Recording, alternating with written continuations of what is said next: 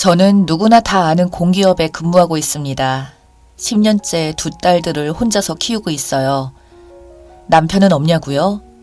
남편은 10년째 어디에 있는지 연락조차 없습니다.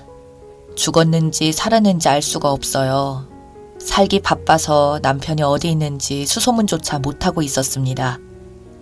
연로하신 시어머니도 함께 살고 있어요. 남편이 죽었다는 말이 없으니 어딘가에 살고 있겠거니 하고 생각하고 있었습니다. 큰딸이 10살 때 그리고 작은딸이 8살 때였어요. 남편은 버려놓았던 사업들이 부도가 나고 빚이 감당하지 못할 만큼 돼버리자 위장이혼을 하고서 혼자 해외로 도망쳤습니다. 아이들을 잘 부탁한다면서 꼭 다시 돌아오겠다고 한 남편이었어요. 그때 내 나이 38살이었고 남편 나이는 40대였네요. 남편은 결혼 전 누구나 다 아는 대기업에 근무하고 있었는데 꿈이 큰 사람이어서 늘 오너가 되기를 갈망했었죠. 남 밑에서 일하는 성격이 아니라서 학원 사업부터 해서 정수기 사업, 그리고 저도 알지 못하는 사업을 벌이기 시작했습니다. 남편이 워낙 똑똑하고 사교성이 좋아서 처음엔 순풍에 돛단 듯 순조롭게 사업이 잘 진행되었어요. 거기서 멈췄어야 했는데 처음 시작한 사업이 잘 되어가는데 고무가 되어서 사업을 확장하기 시작했습니다. 특별히 금전적으로 뒷배경이 없었던 남편은 기존 사업을 보증으로 새로운 사업에 투자 유치를 과감히 해내가면서 무리하게 사업을 확장시켰어요. 하지만 늘 변수가 생기는 법이죠. 아무도 예상치 못한 믿었던 동업자 형이란 변수가 커졌습니다. 사업을 확장하기에 바쁘다 보니 주변 관리에 소홀한 탓이었죠. 그러면서 도미노식으로 걷잡을 수 없이 사업이 어려워지기 시작하더니 급기야 부도가 터지고 투자했던 사람들의 빚 독촉에 시달리기 시작했습니다.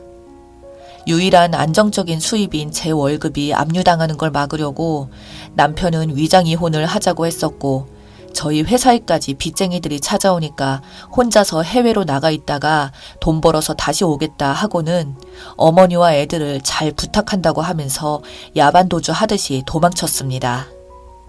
제 남편이 안 보이자 채권자들도 차츰 찾아와서 괴롭히는 일이 잦아들었어요. 그리고 아이들도 차츰 아빠 없이 사는 것에 익숙해졌고요. 저도 물론 시어머니가 살림을 조금 도와주시긴 했지만 회사에 애들 교육에 살림에 정신없는 세월을 보냈어요. 그래서 한 번씩 남편의 근황이 궁금하긴 했지만 연락 한 번 주지 않다 보니 아무도 남편 생사는 모른 채 세월이 지나왔습니다. 서방님이 2분이나 계셨지만 남편의 의중에 따라 맏며느리 역할은 절대 소홀해하지 않았습니다. 곧 죽는다 해도 장남인 자기 역할을 동생들에게 내놓는 성격이 아닌 것을 알았기 때문이었죠. 언젠가 돌아오게 될 남편의 자리를 굳건히 지켜주고 싶었거든요. 그렇습니다. 가족 있는 곳이니 꼭 돌아오리라 믿었습니다. 그런 시간들이 차곡히 쌓여서 10여 년이 훌쩍 넘어가니 모두들 수군대기 시작했어요. 연락을 하지 않는 것을 보니 어디에서 객사를 했다는 둥, 외국에서 딴 살림을 차려서 사느라고 가족을 잊었다는 둥, 친척분들은 나이든 시어머니를 모시고 두 딸을 키우면서도 장남 며느리 역할을 하는 저를 보면서 매우 안쓰럽게 여겼습니다. 심지어 이젠 시어머니도 시동생들에게 맡기고 재혼하라는 말까지 나왔었네요. 그럼에도 불구하고 시댁 경조사나 시댁 행사에 장남 며느리로서 빠짐없이 시어머니 모시고 다녔고 없는 남편을 대신해서 막내 시동생 결혼과 집안일을 모두 제가 했어요. 그런 세월을 10년 넘게 보내다 보니 세월에 장사 없다는 옛말처럼 어느새 중년이 티가 나는 아줌마가 다 되어버렸습니다. 남편 떠날 때 모습 그대로 유지하고 싶었지만 날씬했던 몸매는 뱃살이 두둑해졌고 얼굴엔 세월의 흔적이 고스란히 남아있으니 지금이라도 남편이 온다면 생소하고 어색해하지 않을까 하고 걱정되기도 했습니다. 초등학교 3학년이었던 큰딸은 나름대로 공부를 잘해서 교대에 진학했고 둘째 딸은 특수교육학과에 지원해서 올해 합격했습니다. 다행히도 엄마 속을 한 번도 썩히지 않고 잘 자라줘서 참 감사한 일이었죠. 그런데 갑자기 시어머님이 쓰러지셨습니다. 노환으로 몸이 많이 안 좋으셨는데 가벼운 감기 증상이 폐렴으로 발전하면서 돌아가시게 되었습니다.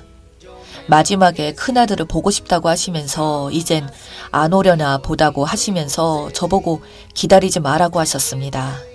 그동안 티내지 않으셨을 뿐이지 큰아들을 무척이나 기다리셨던가 봅니다.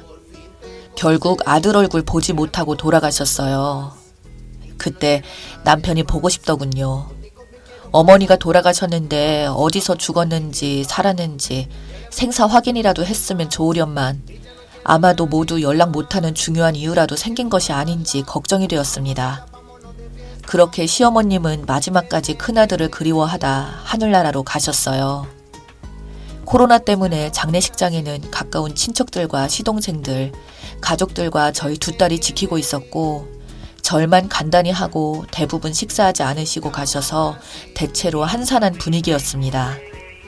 그런데 눈에 띄게 하얀 백발 스포츠 머리에 마스크를 쓰고 온 남자 한 분이 시어머님 영정 앞에서 구슬피 울었습니다. 꼭 사연 있는 사람처럼 한참을 무릎을 꿇고 울길래 모두들 쳐다봤습니다. 시어머님과 어떤 관계일까 궁금했습니다. 그런데 마스크를 벗고 너희들이 고생이 많다고 하면서 상주로 서 있는 시동생들 등을 토닥토닥 두드리는 거였어요. 너무나 많이 달라진 모습이었지만 목소리하며 영락없는 딸들 아빠였습니다. 저도 모르게 다리 힘이 풀리면서 나자빠졌습니다. 그리고 소리 없이 울었습니다. 눈물이 샘솟듯이 마구마구 나오는데 주체가 되지 않더군요. 그래도 시어머님 가시는 길에 와줬다니 다행이란 생각을 했습니다. 거기 계신 친척분들한테 인사를 드리고 난 후에 그때서야 저를 찾더군요. 모두들 삼복더위에 마스크를 쓰고 있으니 못 알아볼 수밖에요. 눈물 한가득인 저를 토닥거리며 미안하다, 고생했다 그 말만을 했습니다. 다 커버린 딸들도 갑자기 나타난 아빠를 엄청 어색해했죠. 남편도 어색해했고 저도 막상 보니 딱히 무슨 말부터 해야 할지 모르겠더라고요. 친척 어른들이 대신 말씀해 주셨습니다. 그동안 제가 얼마나 고생했는지, 왜 그동안 이렇게 살아왔으면서 연락 한번 안 했는지 시동생들도 폭풍 질문을 던졌습니다. 남편은 여기저기서 속사포처럼 쏟아지는 질문에도 아랑곳하지 않고 장례식 끝나고 나서 얘기하자고만 하고 묵묵무답으로 일관했습니다. 곧바로 상주석에서 빈소를 지켰고 예전의 장남으로 돌아왔습니다. 그렇지만 장례식 외에는 저와 한 번도 눈도 마주친 적도 없었고 왠지 모르게 거리감이 느껴져서 가까이 갈 수 없었습니다. 남편은 그동안 완전 다른 사람으로 변해 있었습니다. 미국에서 10년을 보냈다고 하고 최근에 입국했다고 했어요. 가족들의 소식은 후배를 통해서 간간히 듣고 있었고 어머니가 위독하다는 연락을 받고 만사 제껴두고 왔는데 한 발 늦어서 임종 못 지켰으니 불효했다며 자책을 했어요. 그동안 미국에서 부동산 중개업을 하고 자리를 완전히 잡을 때까지 고생이 이만저만이 아니었다고 했습니다. 그놈의 병 때문이었네요. 사업병 때문에 일에 집중하느라 그 세월을 다 보내버린 거였습니다. 틀림없이 어느 정도 사업을 일구어서 금이 환영하려는 욕심 때문에 처자식과 어머니와 동생들에게도 연락 한 번 안 한 거네요. 장례식이 끝난 후 식구들이 모두 집에 모였습니다. 시동생들이 형 왔으니 오래 머물러 가라고 했고 아니면 저를 데리고 가라고 했습니다. 이제 그만 떨어져 살라면서 형수도 이번 기회에 회사 퇴직하고 형 따라가라고 했습니다. 남편은 안 된다고 단호히 말하더군요. 미국에 당장 돌아갈 거고 정리가 잘 되면 돌아오겠다고 했는데 언제라고 기약할 수 없다고 했어요. 그리고 딸들 결혼식 때는 무슨 일이 있어도 온다고 다짐을 하는 걸 보니 영원히 이곳을 떠나려는 심산인 것 같았습니다. 그리고 딸들 결혼식 자금과 대학비를 보내주겠다고 하면서 저희는 위장이혼이 아니라 진짜 이혼을 하자고 해서 깜짝 놀랐습니다. 그동안 시어머니 모시고 딸들 키워준 것 보상해주겠다고 했어요. 그리고 굳이 집을 놔두고 호텔에서 지내더라고요. 저한테 전혀 애정 없이 보였고 남남 같아졌더라고요. 혹시나 여자가 있지 않나 물어볼 필요도 없겠더라고요. 그리고 무엇이 급한지 문자로 제 명의로 된 새 아파트를 주겠다고 했는데 거절했습니다. 이것 먹고 떨어져 라는 기분이 들어서 정말 싫었어요. 정말로 진짜 이혼한 것 같아서 싫었죠.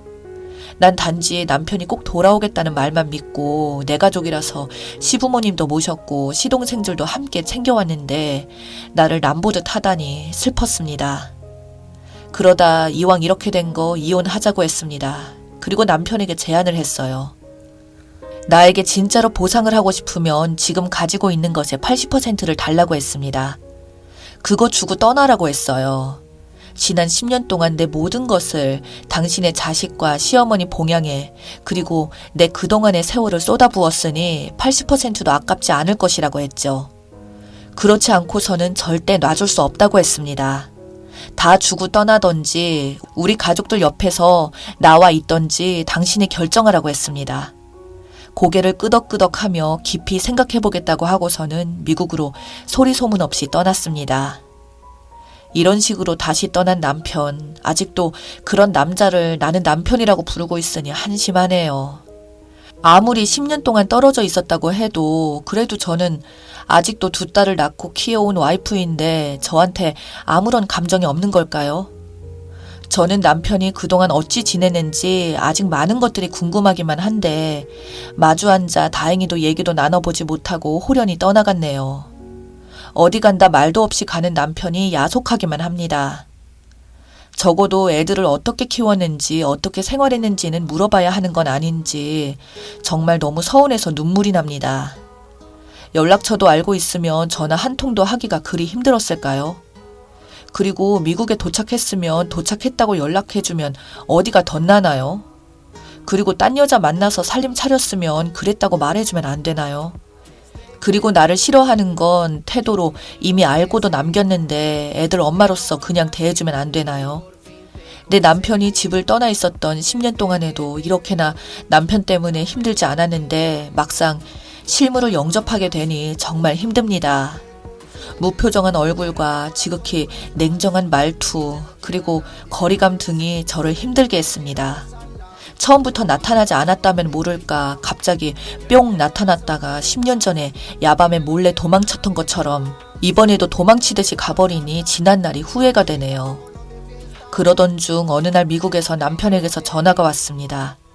저번에 결정을 하라는 저의 말을 깊이 새겨듣고 진지하게 생각을 많이 했노라며 미국에서의 삶을 정리하고 한국으로 돌아가겠노라고 했습니다. 바로 함께 살거나 하진 않겠지만 가족과 가까이서 지내고 싶다고 했어요. 가족은 함께 지내야 가족인데 가까이 살겠다니 괜히 어줍잖은 책임감을 안겨준 건가 싶어 그럴 필요 없다고 했습니다. 여태 하고 싶은 대로 하고 살았으니 이제 와서 처자식이 발목 잡고 싶지 않다고 했고 편한 대로 하고 살라고 했습니다. 아무튼 미국 생활을 차츰 정리해 갈 테니 조금만 기다려 달라고 하더군요. 언뜻 들으면 정말 반가운 소리 같지만 미국 생활 접는데 정리할 시간이 또 얼마나 걸릴지 알 수 없는 노릇입니다. 남편의 사업에 대한 영광과 욕심을 다 아는 처지라 쉽게 정리하기까지 엄청난 시간을 갖고 기다려야 할 것 같기에 저는 기다리지 않겠노라고 말했습니다. 남편은 또 언제 올지 기약이 없습니다. 이제 기다리지 않고 2딸에게만 기대서 내 인생을 새로 다시 출발해야 할 것만 같습니다. 위장 이혼을 하고 처자식을 버리고 갔을 때 10년 전에 이미 남편은 우리 가족이 아니었음을 이제야 깨닫습니다. 여러분들 저희 새로운 출발을 응원해 주세요. 읽어주셔서 감사합니다.